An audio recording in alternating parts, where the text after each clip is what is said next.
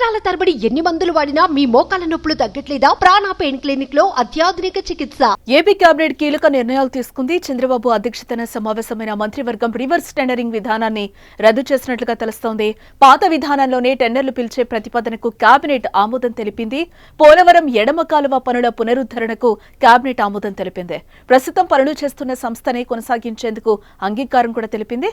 Excise శాఖ పునర్వ్యవస్థీకరణకు ఆమోదం తెలిపే స్పెషల్ ఎన్ఫోర్స్మెంట్ బ్యూరో రద్దుకు కేబినెట్ తీర్మానం చేసింది.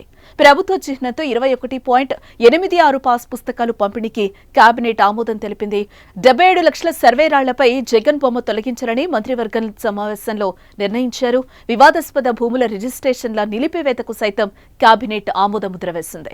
అదేవిధంగా నిరుద్యోగులకు ఓ శుభవార్త కూడా అందించింది.